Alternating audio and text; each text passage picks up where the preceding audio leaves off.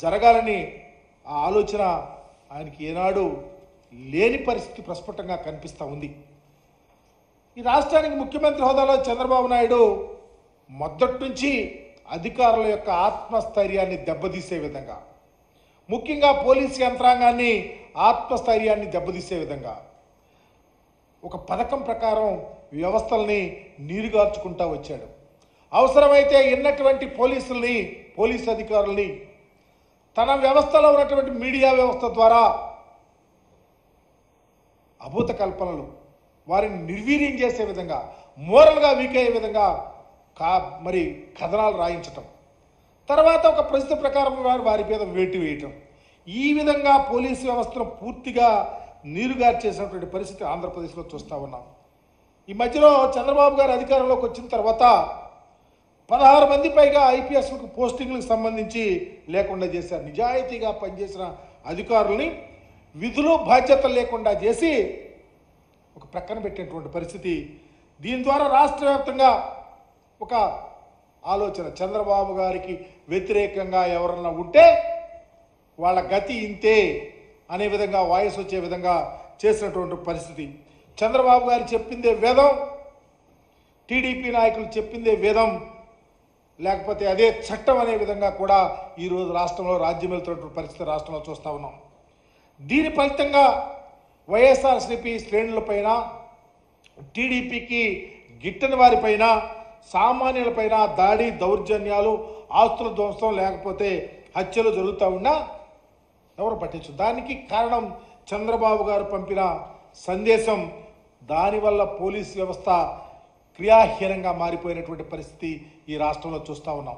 దీనికి అంత బాధ్యుడు చంద్రబాబు గారే, స్వయాన ముఖ్యమంత్రే. ఉదాహరణకి నంద్యాలలో ఇన్సిడెంట్ జరిగింది.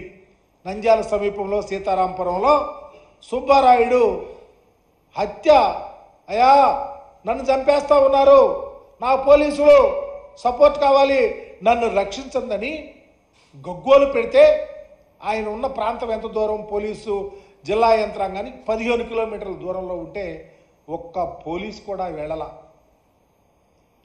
దానికి కారణం చంద్రబాబు గారు ఇచ్చిన లైన్.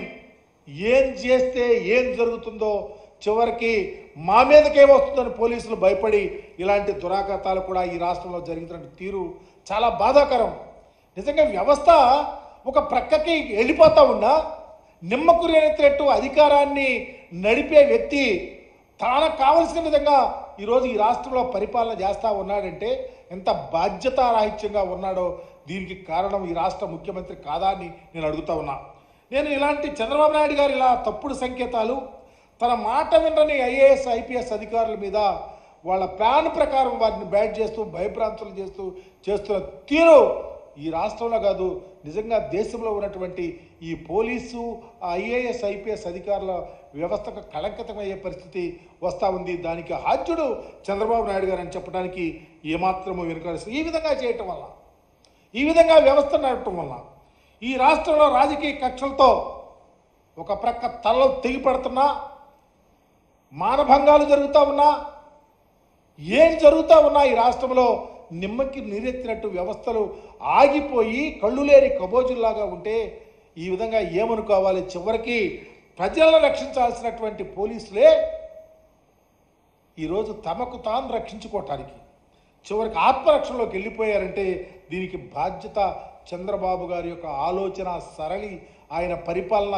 తీరు అని మాత్రం పూర్తిగా అర్థమవుతూ ఉంది. ఈరోజు చంద్రబాబు గారి ఆదేశం మేరకు చివరికి బాధితులపై కేసులు పెడుతుంటే ఏ సామాన్యుడైనా పోలీసుల దగ్గరికి ఎందుకు వెళ్తాడు? పోలీసుల వల్ల మాకు న్యాయం జరిగింది, పోలీసులు మాకు అండగా ఉంటారు, మాకు రక్షణ ఉంది అని చెప్పుకోవటానికి ఎక్కడ అవకాశం ఉంది?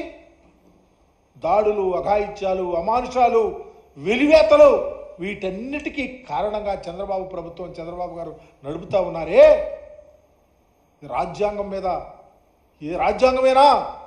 రాజ్యాంగం మీద నడుపుతూ ఉందా ఈ పరిపాలన?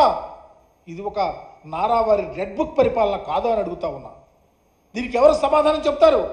ఎందుకంటే నడిచేది నారావారి రాజ్యాంగం.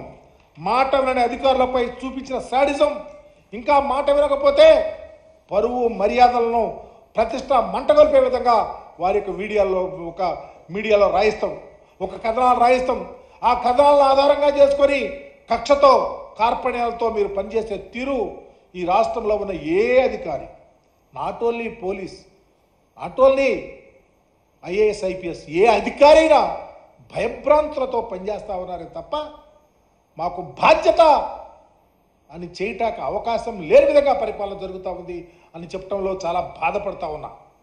ఈరోజు గత 3 రోజులుగా చూస్తూ ఉన్నాం, ఎల్లో మీడియాలో పతాక శీర్షికలు రాస్తూ ఉన్నారు. ఎవరో ఒకరు ఫిర్యాదు చేస్తే అధికారులు అధికారికంగా ఎఫ్ఐఆర్ కడితే దానికి కట్టిన అధికారుల మీద, దాన్ని యాక్ట్ చేసిన అధికారుల మీద కక్ష, కార్పణ్యం, మీరు రాస్తున్న రాతలు, చివరికి సంబంధం లేని రాజకీయ నాయకులు కూడా దానిలో తీసుకొని వచ్చి మీ క్రీడ చేస్తున్నటువంటి తీరు చాలా బాధాకరం. ఇలాంటివి జరగకూడదు. నిజంగా అధికారులకి సంబంధం ఉంటే, కేసు పెట్టకపోతే, దానిలో భాగస్వాములుగా ఉంటే, ఇన్వాల్వ్ అయితే, తప్పుగా ఉంటే చర్యలు తీసుకోవచ్చు. ఏమీ లేదు, ఎవరో కంప్లైంట్ ఇస్తే ఆ కంప్లైంట్ ఎఫ్ఐఆర్ ఉంటే, ఎంక్వైరీ జరుగుతూ ఉంటే, ఇప్పుడు నువ్వు అధికారుల మీద చర్య తీసుకొని ఇతర పోలీసు అధికారులు ఉన్నారు ఇష్టం వచ్చినట్టు రాస్తూ ఉంటే ఎవరు బాధ్యత? ఏ విధంగా ఏ ఆలోచనతో మీరు పరిపాలన చేస్తూ ఉన్నారు? ఎటుపోతా ఉంది ఈ యొక్క వ్యవస్థ అని అడుగుతూ ఉన్నారు. ఎంత దారుణం అంటే చివరికి పోలీసు వ్యవస్థ నిర్వీర్యమైపోయే పరిస్థితి ఈ రాష్ట్రంలో దాపురించింది అని చెప్పడానికి బాధేస్తూ ఉంది.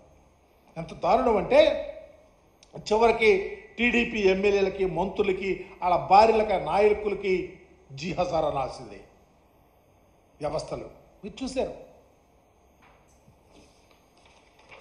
పాపం పుల్లారావు గారు చాలా మంచి మిత్రులు, వారి భార్య గారి యొక్క పుట్టినరోజు అంట పోలీసు అధికారులు వెళ్ళి కేక్ కట్ చేస్తూ ఉన్నారు. ఇదే ఆ వ్యవస్థ. ప్రజలను రక్షించాల్సినటువంటి వ్యవస్థ వెళ్ళి మీ దగ్గర మోకరిల్లే విధంగా చేస్తూ ఉన్నారంటే ఈ రాష్ట్రంలో ఎంత భయభ్రాంతులు చేస్తూ ఉన్నారు. వ్యవస్థలను చంద్రబాబు నాయుడు వాళ్ళ టీం అని చెప్పడానికి నిలువుటద్దం. భట్టిప్రోల్లో ఒక తెలుగుదేశం కార్యకర్త ఒక సబ్ ఇన్స్పెక్టర్ని చొక్కా పట్టుకుంటే తరువాత వీడియో కాన్ఫరెన్స్లో ముఖ్యమంత్రి గారు అది జరగలేదంటున్నాడు. ఇది కళ్ళు లేని కబోజులా ప్రజలు? ఒక సీనియర్ సర్కిల్ ఇన్స్పెక్టర్ నిజాయితీగా ఉన్నది ఉన్నట్టు చెబితే ఒక ఎమ్మెల్యే వీడియో కాల్లో క్షమాపణ చెప్పిస్తే రాష్ట్ర వ్యాప్తంగా సర్క్యులర్ చేసి పోలీసు వ్యవస్థ యొక్క మనోధైర్యాన్ని దెబ్బతీస్తే నిజమైన పోలీసు అధికారి ఈ రాష్ట్రంలో పనిచేయగలుగుతాడా అని అడుగుతా ఉన్నాం. ఇకపోతే మీరు చూసారు, ఒక మంత్రి గారి భార్య కడప జిల్లాలో, ఆమెకు పోలీసు స్పెషాలిటీ కొట్టాలా? ఇదంతా ఎందుకు? స్వయాన